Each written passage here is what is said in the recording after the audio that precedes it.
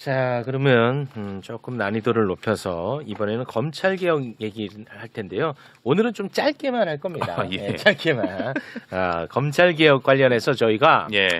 국회가 이제 법을 만드는 곳이니까 이제 국회의원들의 목소리를 많이 들었었잖아요. 그렇죠. 네. 이제 오늘은 검찰 개혁 관련해서 시민단체들의 목소리를 좀 들어볼까 합니다. 아하. 네, 그래서 오늘은 민변에서 한 분을 모셨고요. 그리고 진짜 시민단체 한 분을 저희가 모셨습니다. 네. 자, 그러면 두 분 만나보겠습니다. 민변 사법센터 소장님 박용대 변호사 박수로 맞이합니다. 안녕하세요. 네, 반갑습니다. 박용대입니다. 네, 반갑습니다. 반갑습니다. 매불쇼를 혹시 아시나요? 네, 잘 알고 있습니다. 어떻게 네. 알고 계십니까? 뭐 본방을 매일 사수하지는 못하지만 왜 근데 사수하지 않아요? 저 업무가 있고 뭐 재판을 가다 보니까. 아니 뭐 예. 매불쇼는 그러면 다 뭐 실업자들만 보는 겁니까? 말씀을 아니요. 그렇게 하시면 좀 곤란합니다. 초면 그렇습니다. 아니에요? 아니 초면은 왜 나한테 결례를 보내? 아니 그 일 없고 뭐 사회 패배자들만 보는 것처럼 말씀을 하셨잖아. 그런 취지는 아니죠. 아니, 그런 건 아니에요. 그렇게 말씀하셨잖아 지금 나한테 지금 결례하셨잖아. 왜 그러셨어요? 네, 네, 앞으로 열심히 보도록 하겠습니다. 아, 예. 대단히 고맙습니다. 예. 자, 그리고 또 한 분 일생을 시민단체에서 활동하고 계시는 예. 분입니다. 근데 오늘인가? 오늘도 음. 보안 수사권과 관련해서 기자회견을 하고 막 돌아오신 분입니다. 안진걸 소장님 박수로 모십니다. 안녕하십니까. 네, 안녕하세요. 네, 박용대 변호사님이 민변에서 활동할 때 제가 이제 참여연대에서 연대에서 보좌에서 같이 많이 활동했는데 변호사님 매불쇼 광팬 맞는데 법정에 들어가 있을 때나 회의 때 못 보셨다는 취지죠. 오늘 방금 전에 그 국회에서. 기자회견 사진도 좀 예, 있죠? 9번 네. 사진 한번 보여주십시오. 예, 여기 저번에 체육행 맞습니다. 뜯고서 다른 사람 데모하는 사진만 소개하고 너는 어디 있느냐. 날카로웠어요. 뜨끔하더라고요. 못 갈 네. 때가 있었거든요. 예. 네. 그래서 오늘은 무려 2개의 데모를 직접 하고 왔습니다. 와. 그래서 제 가운데가 접니다. 가운데 예. 안진걸 소장님. 네, 그 옆에 네, 우리 김준영 의원님 김준영 의원님도 함께할. 아, 맨 김준영 의원님이 오른쪽에. 저의 현장 존재를 증명해 주시고요. 네. 그다음에 저 촛불행동의 김민웅 공동대표님도 보이시네요. 그러네요. 그래서 저것은 이제 쿠팡이고요. 이거는 올리면 안 돼. 네. 검찰 개혁만 얘기해야 돼요. 네. 오늘은- 왜냐면 이따가 또 쿠팡 얘기를 네, 또 나눌 그래서- 거니까. 오늘 사실 안진걸 특집입니다. 네. 모든 거에 다 연결돼 있어. 예, 다 연결돼 검찰 있어요. 개혁에도 함께 하시고 쿠팡도 쿠팡 문제도 있고. 또 함께 아, 하시고. 예.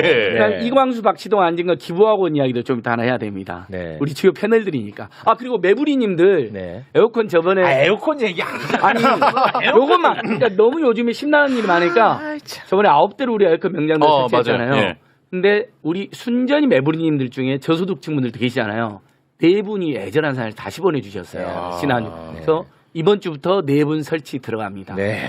네, 무상 설치고요. 검찰 평생 AS고요. 네. 아니, 그러니까 검찰 개혁과 함께 민생 네, 민생. 챙기기를 병행해야 돼요. 병행합니다. 이랬을 때 개혁이 더 힘을 받습니다. 고맙습니다. 예. 우리 변호사님 네. 민변 사법센터 소장으로 계시는 것 같은데 네. 민변 사법센터 저도 사실 이제 처음 듣는 건데 어떤 일을 하는 곳인가요? 민변은 이제 1988년에 설립이 돼서 지금 38년의 경험을 됐고요. 가지고 있습니다. 예. 그리고 이 민변 내에는 2개의 센터와 15개 위원회가 있습니다. 2개의 센터는 공익인권변론센터, 그다음에 사법센터, 그리고 그 안에 이제 다양한 그 분야와 관련한 것도 뭐 여성 인권이라든가 미디어와 관련한 거라든가 아니면 아동 청소년과 관련한 거라든가 이렇게 해서 15개 위원회가 활동하고 있고요. 네. 그래서 센터는 조금 더 위원회보다도 좀 뭐 독립적으로 활동할 수 있도록 그렇게 마련되어 있는 센터가 저희는 공익인권변론센터는 그 전에 발족을 했고 사법센터는 2000년에 발족을 해서 지금 6년간 활동을 하고 있는 거죠. 그러니까요. 사법센터에서는 어떤 일을 하죠? 사법센터는 주로 이제 과거에는 사법위원회라는 형태로 아까 전에 15개 위원회처럼 활동을 해왔는데 점점점 우리나라에서 이제 변론 활동 외에도 정책적 대안과 관련해 가지고 예컨대 법원과 관련한 제도 개혁, 그다음에 근데 검찰, 경찰과 관련한 제도 개혁, 그다음에 지금 뭐 관련해서 이제 국정원이라든가 아니면 정보기관과 관련한 권력 개혁과 관련해서 제도적 대안들에 대한 연구들을 좀 하고 그거에 대한 정책적 대안들을 제시하는 그런 활동들을 하고 있습니다. 우리 사회 곳곳에 이런 분들이 계시니까 이 개혁이 되는 거야. 그러니까 첫 단추를 끼는 분들 아니겠습니까? 예. 참 정말 훌륭하십니다. 고맙습니다. 그 다른 부분보다도 근데 정당이라든가 활동을 하게 되면 정당은 아무래도 당파성을 가질 수밖에 없고 네. 그렇기 때문에 경우에 따라서는 시민들이나 아니면 국민들을 위한 어떤 정책들이 일 수 있지만 조금은 자기들 당에 유리하게 뭐 그렇겠죠. 제도 개혁을 할 수 있는 이런 네. 내용이지만 아니면 뭐 안진걸 소장님도 마찬가지로 참여연대라든가 아니면 민변 같은 경우는 그런 거에 굴하지 않고 실질적으로 우리가 할 수 있는 정확하고 객관적으로 좀 볼 수 있는 그리고 시민들이 눈높이에서 여러 가지 제안들을 만들고 그걸 위대합니다. 제안하고 이렇게 활동을 하고 있습니다. 네. 근데 그 선생님은 왜 이런 데서 이런 활동을 왜 하시는 거예요?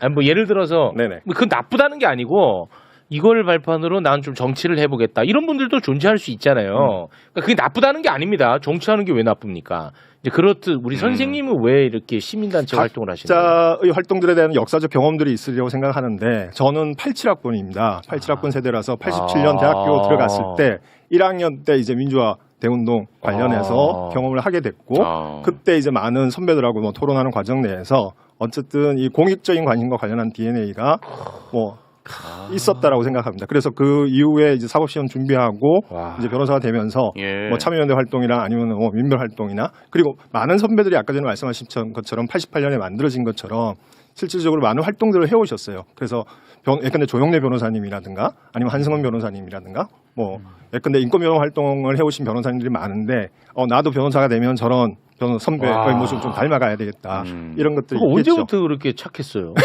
아니, 착한 건 아니 그러니까 나는 상관없습니다. 참 이런 분들 보면 대단하시죠. 나는 정말 그 고개가 숙여져요. 예.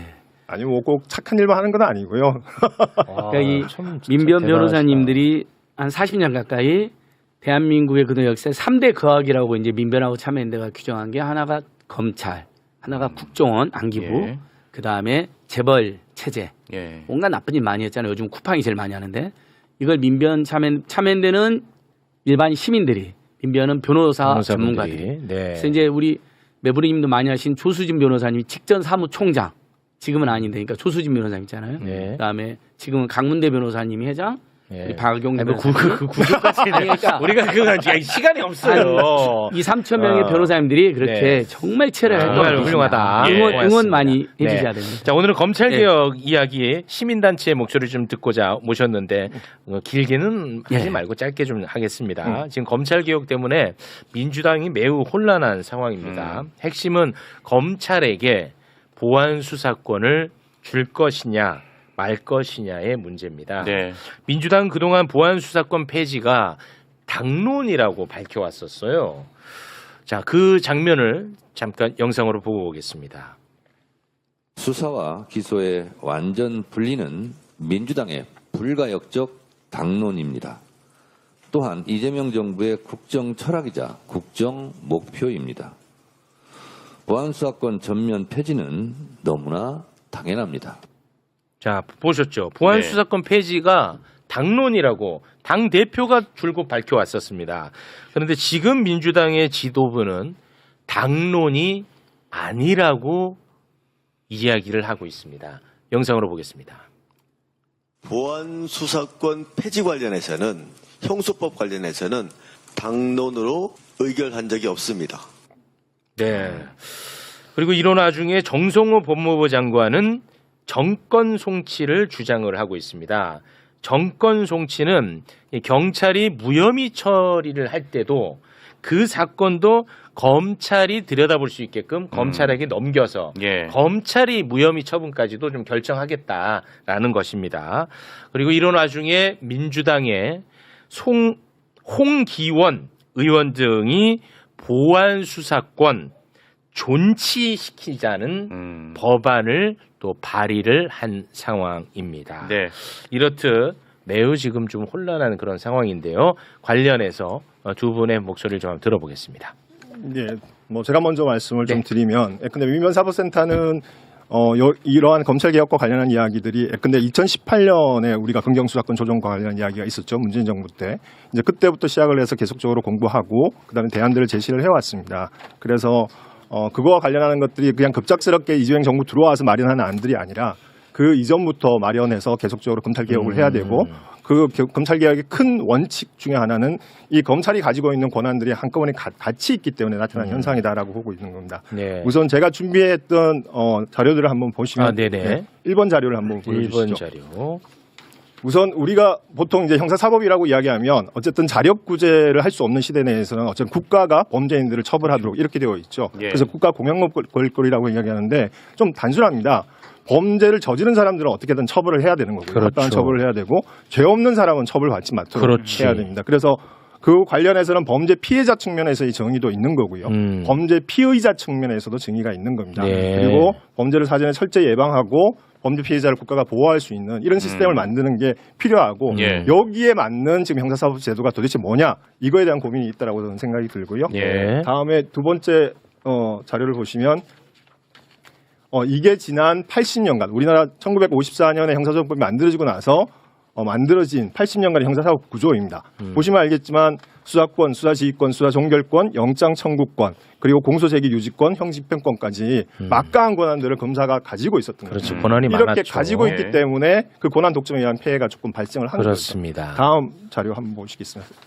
자, 이럴 때 우리가 권력 분립이라고 이야기하는 거는 어쨌든 권한이 집중되다 보면 이게 실질적으로 이제 남용될 여지가 많다라는 거죠. 네. 지금은 이제 상권 분립이 돼서 예컨대 뭐 정부의 행정권이 있고 입법권이 있고 그다음에 법원의 재판권이 이렇게 나누어진 것처럼 어쨌든 이 권한이 만약에 그게 세 개가 한꺼번에 있다라고 이야기를 하면 실질적으로 우리나라에서는 자기가 뭐 기소하고 자기가 처벌하고 자기가 재판하고 이런 관계들이 성립될 수가 있는데 네. 지금은 방금 말씀드린 것처럼 우리가 권한에 대한 어떤 견제 장치를 만든다는 뜻은 그렇게 권력자가 뭔가를 결심했을 때 다할 이걸 수 있다. 막을 수 있는 방법이 그렇지.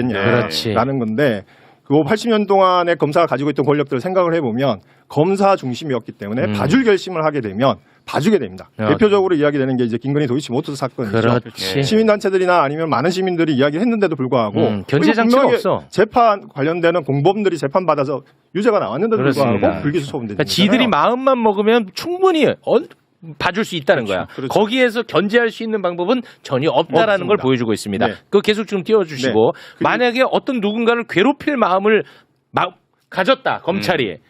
그러면 저런 식으로 뭐 강기훈 유서대필 조작 사건이라든지 예. 이렇게 이제 괴롭히는데 그거를 막을 수 있는 제도가 없다라는 말씀입니다. 네, 맞습니다. 네. 왜냐하면 아까 말씀드린 것처럼 이 괴롭힐 결심이 단순하게 자기 사적인 괴롭힘을 받는 사람들을 괴롭히는 정도가 아니라 국가적으로. 아까 말한 국가적으로 선출직 네. 공무원들에 대해서 그렇습니다. 공격을 가하기 시작하게 되면 그 대표적인 대통령- 모델이 이재명 대통령이에요. 네, 그렇습니다. 네. 이제 그렇게 되는 거죠. 그렇습니다. 그래서 지금 이제 검찰 개혁과 관련한 이야기들을 살펴보시면 다음 네 번째 자료를 한번 보시면 요 세 개의 권한 지금은 직접적으로 이제 직접 수사권이라든가 아니면 보완 수사권의 논쟁이 있는데 실제로 그거 외에 지금 검찰한테 주자라고 이야기하는 기소권, 영장 청구권 이 두 가지의 권한만 하더라도 막강합니다. 그렇지. 생각을 해보시면 아까 말씀드린 것처럼 국가가 공영법을 행사하면 수사하고 기소하고 처벌을 해야 되는데 기소의 문턱에서 검사가 만약에 나 기소 안 해라고 이야기를 해버리면 견제 처벌할 수 장치가 있는 없어. 장치가 없습니다.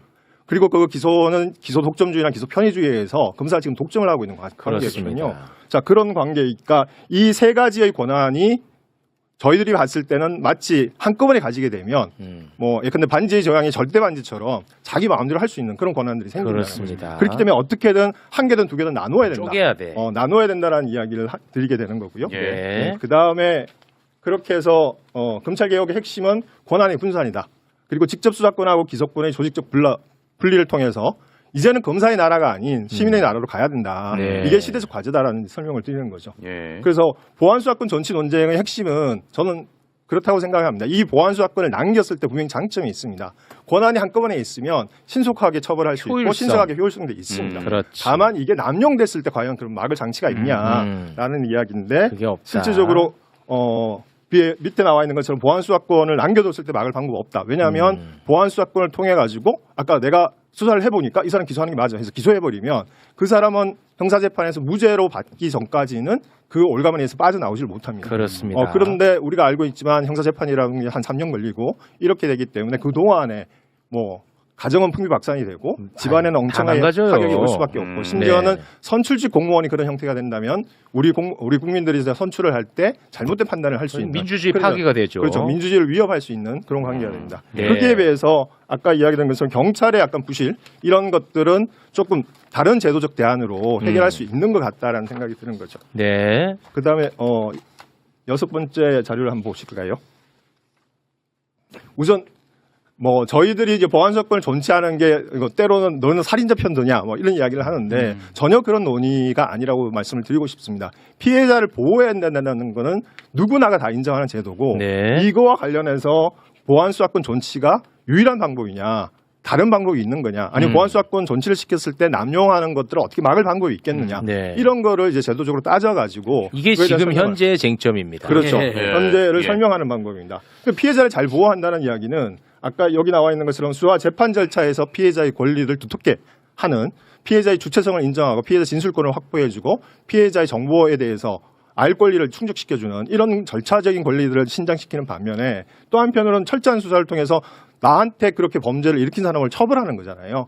근데 가장 큰 문제는 보안 수사를 좀 존치했으면 좋겠다라고 이야기하시는 분들의 이면에는 기본적으로 경찰의 수사에 대한 신뢰들이 좀 떨어져 있는 것 같습니다. 네. 경찰보다는 그래도 검사들이 수사가 좀 낫지 않아?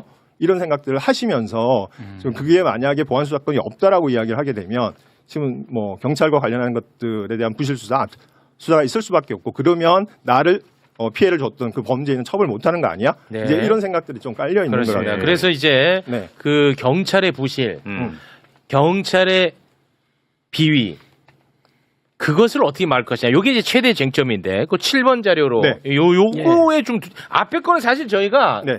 우리 변호사님이 초면이라서 다 들어드렸는데 저희가 정확하게 7만 5천 번 들었어요. 아 그렇습니까? 예. 네. 수천 번 방송했죠. 수천 번. 근데 예, 이거는 아니 근데 뭐. 제가 뭐라고 하는 게 아니라 네. 근데 또 다시 도돌이표로 그 얘기를 또 하고 있잖아. 맞아요. 그래서 들을 필요가 있었는데 그만큼 참 이게 어렵다. 네네. 근데 어찌됐든 지금 현재의 쟁점은 7번. 부실하고 암장수사를 막기 위한 방법들 1번, 2번, 3번, 4번, 5번에 적혀 있는 것은 현재 형사청구법에도 있습니다. 그리고 아까 전에 그 앵커님께서 말씀하신 것처럼 불송치를 하게 되면 그 사건은 지금 현재도 모든 기록들이 다 가도록 되어 있습니다. 지금도. 그래서 90일 동안 검사가 보도록 되어 있고요.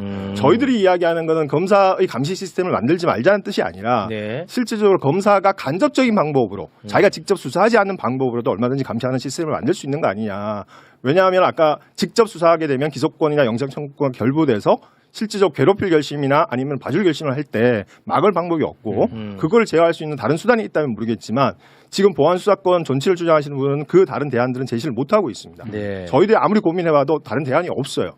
왜냐하면 기소권이라는 건 아까 말한 것처럼 검사관이 가지고 있기 때문에 그냥 기소하든지 불기소하든지 판단하면 되는 문제거든요. 그래서 기소를 해버렸을 때는 재판을 받을 수밖에 없는 형편이고 그런 상황이기 때문에 이렇게 기소권의 막강한 권한이 보안 수사권, 직접 수사권하고 결부되면 굉장히 이제 힘든 상황이고 그 권한 남용을 막을 수가 없다라는 이야기가 되는 거고요. 네. 여기 있는 것처럼 어쨌든 간접적인 방법과 관련해서는 보안 수사 요구권 이것들을 어떻게 실효적으로 할 거냐라는 문제가 있는 거죠. 그래서 지금 예컨대 이행 기간을 두거나 그다음에 그거에 대해서 만약에 뭐 잘 이행되지 않았을 때는 타 수사 기관에 다시 한번 보안 수사를 할 수 있는 방안이 있거나 그다음에 그거와 관련해서 만약에 듣지 않는다라고 하면 뭐 징계를 가하거나 이런 방법들을 조치를 하면 되는 거죠. 요구하거나. 그렇죠.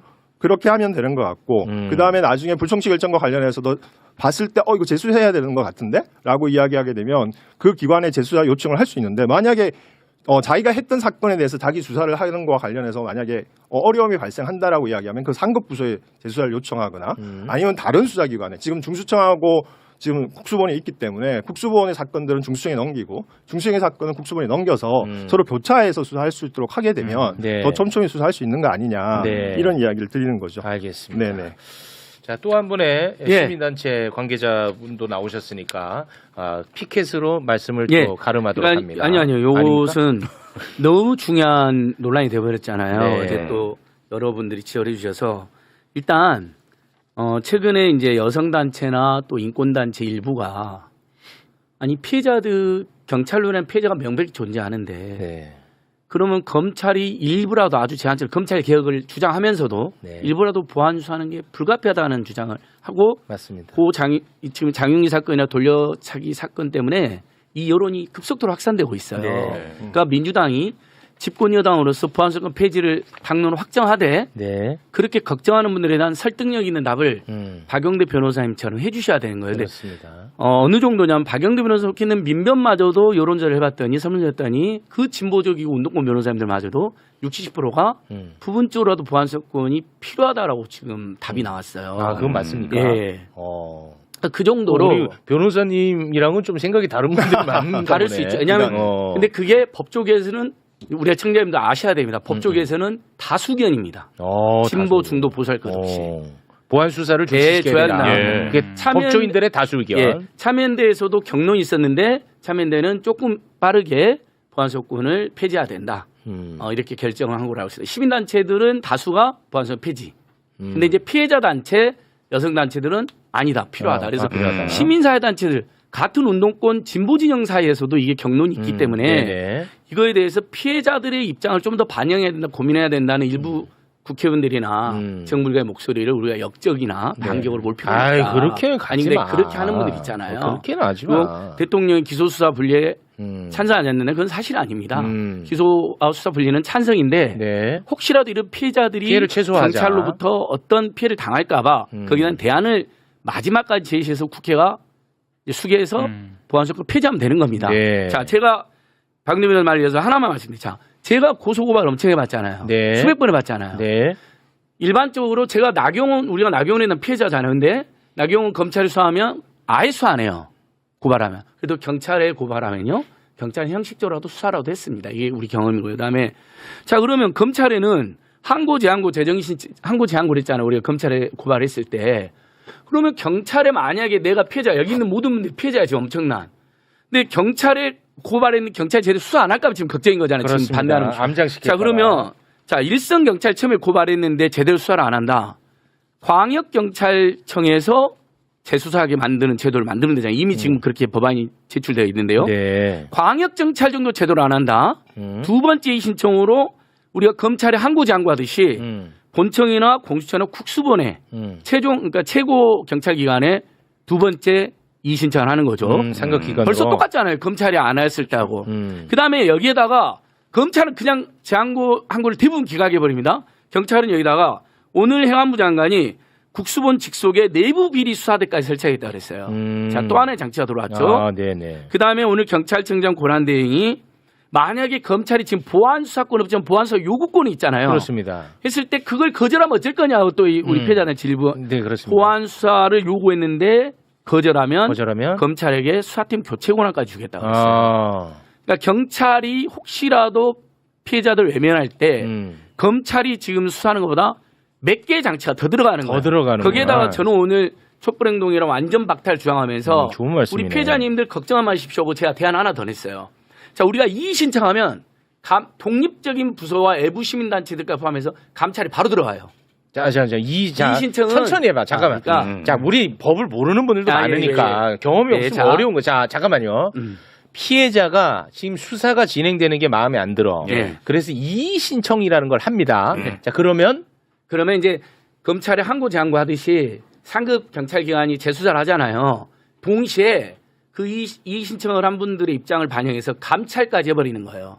그게 공수처가 할 수도 있고 경찰 내 독립된 감찰부서가 할 수도 있는 거예요. 그러니까 피해자들을 외면하거나 암장하면 상급기관에서 재수사를 당할 뿐만 아니라 감찰까지 당하게 만드는 거죠. 그러니까 3겹, 4겹, 예, 5겹 3겹, 4겹, 지금 5겹으로 장치가 있다. 견제 장치. 그리고 하나 더 이제 오늘 좋은 말씀 많이 강력한 하시네. 장치, 강력한 장치. 이렇게까지 내용이 실한 적이 처음이에요. 네. 그러니까 내용이 맞아요. 그리고 탄탄하네. 제가 답답했던 게 보안수사 전면 폐지를 주장한 분들이 피해자들이 묻는 거 질문에 대한 답을 제대로 안 해주셨어요. 아, 소장님 좋아 지금. 이렇게 답을 해줘야 되고 너무 좋아 내가 지금. 똑같은 피해자 입장에서 경찰이 터져. 고발했는데 제대로 수사하면 나도 미쳐버릴 것 같다. 그러니까 좋아 그럴 지금. 때 나는 정치검찰보다는 경찰 내에 상급경찰청, 그다음에 최고수사청, 그다음에 공수처, 그다음에 감찰조직, 그다음에 내부비리 수사대, 그다음에 수사팀 교체. 벌써 5개 나왔잖아요. 내부 비리 수사대는 수사대까지 이번에 발표했어요. 오늘 행안부 장관이. 그러니까 발표하신 거는 그건 법제화 해야 되는 거예요? 아니 경찰 직제로도 만들 수 있죠. 그것은. 아, 그래요? 제가 방금 말한 것은 법제화해도 해야 되는 것과 경찰이 지금 현행 제도에서 할 수 있는 게 지금 포함되어 그래요? 있어요. 오, 오케이. 그다음에 마지막으로 강력한 장치로 지금도 검찰에 고발했는데 재항고까지 대부분 기각되잖아요. 그러면 최종 수단으로 고소인이 독직폭행이라든지 직권남용 안에서 재정 신청을 할 수 있어요. 법원이 직접 기소해달라는 제도거든요. 난 이제 수사기관은 더 이상 못 먹겠다. 예. 이제 사법부에다가 할 수 있는데 재정 신청. 자, 우리 경찰에도 우리가 했는데 경찰 1차 이의신청, 2차 이의신청, 감찰까지 다 기각됐어. 이 피해자가 재정 신청을 지금보다 더 많이 하게 해주면 되잖아요. 법원에 직접 이 피해자, 이 가해자를 고발하면서 기소해달라고 하는 것을 더 활성화시키는 거예요. 와. 그러면 정치검찰에 안 가도 2중, 3중이 아니라 지금 6중, 8중이야. 6중, 7중, 제가 보기엔 한 너무 많아. 10중의 안전장치를 주는 거예요. 이거 너무 많아서 힘들다. 그래서 절대 피해자의 피해가 외면되지 않고 암장되지 않고 그러면서 사실 말이 보안 사건이지 이건 검찰의 수사권이 그냥 유지되는 거고 검찰이 수사권을 악용하고 그것을 유지하는 걸 야욕을 가져가는 거거든요. 앉은 걸 박수 한번 들어가네. 아니. 그러니까 진짜 너무너무 물 좀 드세요. 예, 물 드세요. 결명자차. 드세요. 지금 입이 바짝바짝 마르시니까. 입에 틈 좀 탈환하세요. 몇 가지만 조금 그 이야기 드리면 아까 전에 우리 안익을 소장님이 이야기하신 것처럼 민변의 의사가 70% 가까이가 보안사건 전체에 이야기하는데 그거에 대한 실질적인 상황을 이야기 드리면 네네. 민변엔 지금 한 1,270명의 변호사들이 활동하고 있습니다. 그리고 이 의견과 관련해서 아까 말한 것처럼 필요에 따라서 이게 중요한 쟁점이었기 때문에 그걸 논의를 했는데 다른 쟁점들과 관련해서는 의견들이 다 합의가 됐는데 두 가지 쟁점 아까 이야기한 보안수사권하고 정권 송치에 대해서는 좀 위원회 아까 특히 여성인권위원회 피해자 단체들하고 활동하시는 여성인권위원회의 의견은 좀 부분이라도 존치를 했으면 좋겠다 이런 의견이어서 서로가 토론을 했지만 합의가 되지 못했기 때문에 지금 현재로서는 민변의 단일한 의견은 내지 않는다. 단일한 왜냐하면 아까 주무 관할인 이제 사법센터에서 이런 의견이 나왔고 여성인권위원회에서 이런 의견이 나왔기 때문에 우리가 한 단위로서 민변에서 이런 의견을 내지는 않겠다. 다만 각각의 단위들이 개별 단위들이 자기들이 원하는 전문가적인 의견을 이야기하는 거는 상관하지 않겠다. 이렇게 이야기를 했는데 어쨌든 그런 거가 되고 그다음에 그거와 관련해서 어느 정도 의견이 있는지를 내부적으로 좀 조사를 해봤는데 아까 1,270명 중에 한 403명이 응답을 해가지고 나온 분포도예요. 그 중에는 아까 일부 아까 말한 것처럼 지금 현재의 사법 체계 내에서는 일부라도 보안 수사권이 좀 있었으면 좋겠다라는 의견이 한 67% 정도가 나왔던 거고요. 403명 가운데. 네네네. 그 정도이고 그래서 민변 전체 회원의 67%가 나왔다. 이거는 사실과 다른 거예요. 안진걸 수장이 지금 다 좋았는데 진짜. 민변의 설문에 응한 변호사님. 왜냐하면 하시면 안 돼. 지금 예민한데. 이 조사가 발표가 되고 나서 많은 언론들이 이제 그렇게 이야기하면서 민변마저도 보안 수사권 전시에 찬성한다. 이렇게 이야기를 했는데 그거는 정확한 사실은 아니고요. 우리 변호사님 없었으면 우리 또 그냥 속수무책으로 당할 뻔했어. 네네. 그리고 저희도 마찬가지로 회원 활동을 하고 있는 여성인권위원회에서 왜 그런 이야기를 하는지 이런 것들 잘 이해합니다. 그렇지. 그리고 지금 이야기 나온 것처럼 장영기 사건이나 아니면은 실질적으로 부산 돌려차기, 강간살인 미수 사건이나 이런 것들은 정말로 있어서는 안 되는 일들이죠. 그렇죠. 그렇기 때문에 실질적으로 그러니까 지금 많은 사건들이 있고 그중에 일부 사건들이 이런 이야기를 벌어지는데 이런 사건들조차도 없어야 되는 게 맞는 거죠. 맞습니다. 그렇기 때문에 저는 수사기관이 여기에 대해서 철저하게 반성하고 이걸 어떻게 막을 거냐라는 것들을 이제 대책을 내놔야 된다고 생각을 해요. 그렇기 때문에 우리가 1차적인 수사기관이 있는데 이 수사기관을 못 믿겠다라고 이야기하면서 자꾸 다른 2차 수사기관을 가겠다라고 이야기하는 거는 저는 바람직한 건 아니고 우선 1차 수사기관이 완벽하게 좀 만들어낼 수 있는 장치를 마련해야 된다. 그러려면 아까 말한 것처럼 지금 그런 피해자 단체들이 이야기하고 있는 내용들을 예컨대 경찰청이 국수본이 좀 받아서 그런 전문가 조직 좀 만들어서 실제로 약자에 대한 대상 범죄들 관련해서는 법률가들을 채용하고 그다음에 우리 안에 본부 내에서 가장 우수한 인력들을 배치해서 어쨌든 그 부분이 해결될 수 있도록 100% 해결 안 될 수는 있겠지만 어쨌든 99.9%라도 최선을 다해서 밤새도록 일해서 해결할 수 있도록 하겠다. 이런 의지를 천명하는 게 저는 좋다고 생각하거든요. 당연히 그렇게 해야 되는 것 같고요. 잘 모셨다 진짜. 네네. 그렇게 해야지만 이제 바뀌어 갈 수 있다고 생각을 합니다. 오늘은 여기서 마무리를 짓겠습니다. 오늘 소장님, 저 소장님을 워낙에 또 제가 좋아하잖아요. 제가 매불쇼를 좋아합니다. 근데 오늘 최고였어요. 지금까지 중에 보안 수사가 필요하다고 너무 호소하는 분들 입장도 들어보면 일리가 있을 때가 있잖아요. 돼. 그걸 우리가 듣고 들어야 돼요. 그래서 알겠다. 그러니까 소장님은 현장의 목소리를 많이 듣는 분이니까 이런 다르다. 대안으로 우리가 제시를 해드려가지고 그분들이 오케이 이제 검찰의 수사권은 완전히 박물관에 보내자 그렇지. 이렇게 만들자는 거예요. 와. 대통령의 진심도 그걸 보완 맞습니다. 요청을 한 네. 거고 피해를 최소화하자는 목소리를 이재명 대통령이 피해자를 들고 0으로 하자는 내왔잖아. 거예요. 피해자를 0으로 예. 경찰로 인한 피해자 0으로 좋았다. 하는 장치를 네, 우리가 그럼요. 만들면 포환수권 이야기는 없어집니다. 좋았어. 예. 진짜 우리 소장님. 그래서 박영대 변호사님 제가 오늘 그 대안을 제시한 거잖아요. 어. 1차 수사 내에서 완벽하게 해결하자. 아, 너무 그리고 고맙습니다. 그것도 못 믿을 때는 공수처와 법원의 재정 신청, 외부 100%로 되는 감찰위원들이 그걸 완전히 견제하게 그렇지. 만들자. 예. 3격 4격으로 그리고 경찰 꼼짝 못해요. 나쁜 생각 못해요. 그리고 그 사람들 걸리면 처벌받고 승진 영원히 못하게 해요. 그렇지. 그러면 본인 경찰이 승진이 그냥 목매단 조직이거든요. 그러니까. 승진 때문에라도 열심히 할 수밖에 그렇죠, 없어요. 그렇죠. 그걸 철저히 평가하고. 네. 마지막으로 하나만 네. 말씀드리면 지금 정성호 장관께서도 이야기하고 다른 의원들이 말하는 것처럼 범죄 피해자 1%의 희생이 없도록 맞습니다. 피해가 발생하지 않도록 해야 된다는 저는 중요한 이야기라고 생각을 중요한 합니다. 얘기죠. 당연히 아까 말씀드린 것처럼 죄를 지은 사람 처벌해야죠. 네. 근데 또 한편으로는 죄를 짓지 않은 사람들을 처벌하지 않는 것도 굉장히 중요한 거거든요. 근데 실제로 그렇게 범죄 피해자 외에도 아까 무고한 피해자가 발생할 수 있는 거 제가 이제 권한들이 합치게 되면 실제로 무고한 피해자가 발생할 수 있는 거죠. 검사가 마음먹기에 따라서. 그러면 이걸 막을 수 있는 제도 장치가 없다라고 이야기하면 실제로 이걸 분할시킨 속에서 그 속에서 어떻게 잘할 수 있는지를 이야기하는 게 저는 맞다라고 생각하고 그 이야기가 검찰개혁의 핵심이다라고 생각을 합니다. 네. 예. 지금 이 검찰 개혁이 완벽에 가깝게 되더라도 결국은 기소권에 대한 견제는 전혀 없거든요. 그렇죠. 지금. 네. 그런 것도 훗날은 또 우리가 고민하면 좋을 맞습니다. 것 같습니다.